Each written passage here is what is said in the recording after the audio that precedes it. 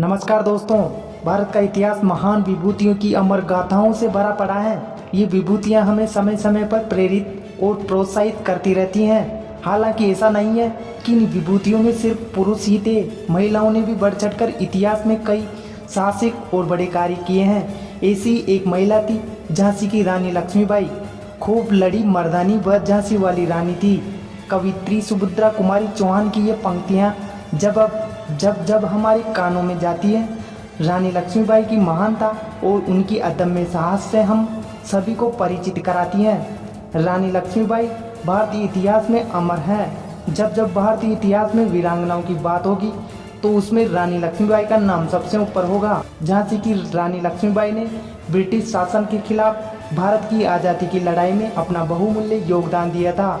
एक महिला होते हुए भी उन्होंने अपने पराक्रम से ब्रिटिश राज्य को ललकारा। अंततः उनसे लड़ते हुए वह वीर गति को प्राप्त हुई।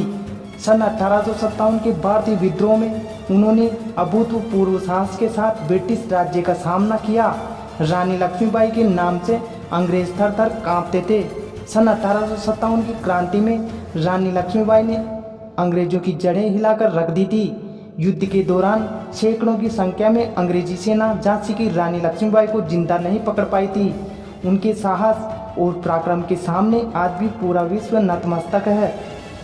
1857 की क्रांति की बात करूं तो अंग्रेजों ने झांसी को घेर लिया था। वो लगातार हमला कर रहे थे। इसी दौरान किसी नागरिक को लालच देकर उन्होंने झांसी के दक्षिण द्वार से प्रवेश करने का जुगाड़ कर लिया था। रानी लक्ष्मीबाई एक बार भी विचलित नहीं हुई। महल के चक्कर काटती, हर मोर्चे पर खुद निगरानी रखती और सबके खाने पीने का ध्यान भी रखती। ये सब लगातार 12 दिन चला। इसके चलते उन्होंने पड़ोसी रियासतों को पत्र लिखकर मदद भी मांगी, पर किसी ने भी मदद नहीं की। गोले बारूद की वजह से किला क्षतिग्रस्त होता जा रहा था। लोगों को अपनी मौत सामने दिख रही थी।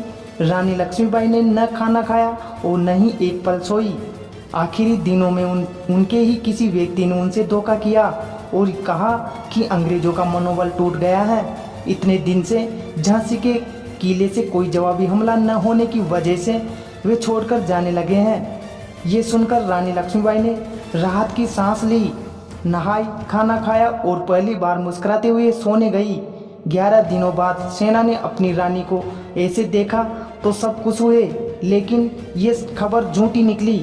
अंग्रेज वहां से हटे नहीं, बल्कि गुप्त रास्तों से झांसी के महल में प्रवेश कर गए थे। यहाँ से लड़ाई हार कर रानी ग्वालियर की तरफ गई। वहाँ के राजा को लड़ाई के लिए मनाने की कोशिश की। नहीं मानने पर वहाँ के राजा को हराया, सेना को इकट्ठा किया, फिर अंग्रेजों से लड़ाई की। यहीं पर रानी की वो तस्वीर बनी जिसमें दोनों हाथों से तलवार भांजते हुए लगाम पकड़े रानी चंडी का अवतार नजर आई। इस लड़ाई में रानी की हार हुई और वो वीर गति को प्राप्त हुई। इसी वीरांगना रानी लक्ष्मीबाई को सत सत नमन करता हूँ। वाकई हम उनसे हर प्रकार से सीख सकते हैं। वो प्रकांड योद्धा थी, साहसी, तेज, चतुर, निडर, हर सिचुएशन को देखकर काम करने वाली। ऐसी थी हमारी लक्ष्मीबाई। रानी लक्ष्मीबाई ने जीवन का पहला और आखिरी युद्ध अंग्रेजों के साथ ही लड़ा था। किसी को भी उम्मीद नहीं थी कि रानी लक्ष्मीबाई ऐसी जबरदस्त फाइट कर रखेगी, और यह भी कि रानी लक्ष्मीबाई रोज खूब कसरत करती थी। उनके घोड़ा कुदाने के अभ्यास को देखने जनता पहुंच जाती थी। एक बार की बात है, उन दिनों देश में अंग्रेजों का राज्य था। वह धीरे धीरे भारत के राजघरानों को अपने अधिकार में लेते जा रहे थे। गंगाधर राव, जो कि झांसी का राजा थे, उन्होंने राज्य सुरक्षित रखने के लिए अंग्रेजों से संधि कर ली थी। संधि के तहत झांसी में अंग्रेजी फौज की एक टुकड़ी रख दी गई, जिसका खर्चा झांसी राजा के ऊपर डाला गया, जो सालाना 2 करोड़ 26 लाख रुपया थी। ये बात रानी लक्ष्मीबाई को बहुत बुरी लगी, इसलिए रानी ने किले में अपनी सखियों को सैन्य शिक्षा देनी प्रारंभ कर दी तथा फौज की एक टुकड़ी भी बनाई। इसी बीच रानी लक्ष्मीबाई ने एक पुत्र को जन्म भी दिया। पूरे झांसी में उत्सव हुआ, पर जन्म के तीसरे महीने राजकुमार का देहांत हो गया। झांसी में शोक छा गया। राजा गंगाधर राव तो बेहाल हो गए। रानी की चिंता बढ़ गई। राज्य का उत्तराधिकारी न होने पर अंग्रेज झांसी हड़प लेंगे। ये चिंता रानी को सालने लगी। उन्होंने सलाह करके एक 5 वर्षीय बालक आनंद को गोद ले लिया जिसका नाम दामोदर राव रखा गया।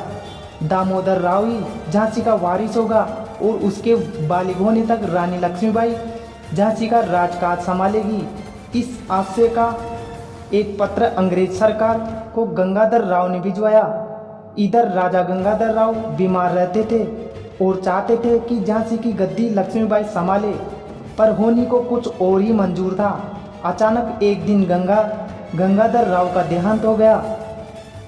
अंग्रेजों को जैसे ही इसी समय का इंतजार था, उन्होंने दामोदर राव को झांसी का उत्तराधिकारी मानने से इनकार कर दिया और झांसी को अपने राज्य में मिला लिया और लक्ष्मीबाई को सालाना 5,000 रुपये की पेंशन बांध दी।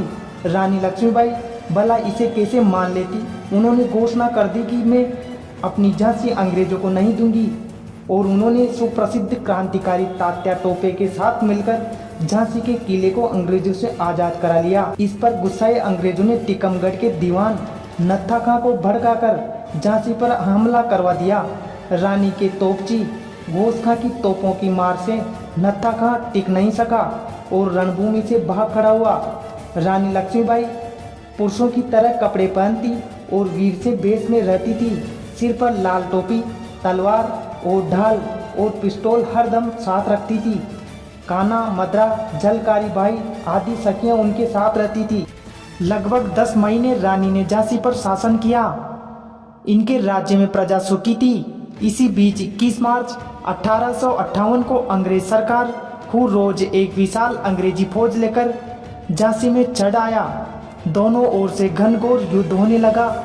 रानी की तोपें अंग्रेजों पर कहर बनकर टूटी। घन गर्जन तोप ने हूँ रोज की फौज के छक्के छुड़ा दिए और जब हूँ रोज ने जीत मुश्किल देखी तो उसने सेना हटा ली और इसी बीच दुल्हा राजू ने लक्ष्मीबाई के साथ विश्वासघात किया और फाटक खोल दिया। इससे अंग्रेज झांसी में प्रवेश कर गए। सुप्रसिद्ध कवित्री सुभद्रा कुमारी चौहान ने अपनी झांसी की रानी की कविता में लिखा है, अंग्रेजों के मित्र सिंधिया ने छोड़ी राजधानी थी, खूब लड़ी मर्दानी वह तो झांसी वाली रानी थी। बुंदेल हर बोलो के मोह हमने सुनी कहानी थी, खूब लड़ी मर्दानी वह तो झांसी वाली रानी थी। वाकई में रानी लक्ष्मीबाई अदम्य साहस रखने वाली एक ऐसी महिला शक्ति थी जिससे अंग्रेज भी कांपते थे। ये था आज का प्रेरणादायी वीडियो को सब्सक्राइब करें। दिल की गहराई से धन्यवाद।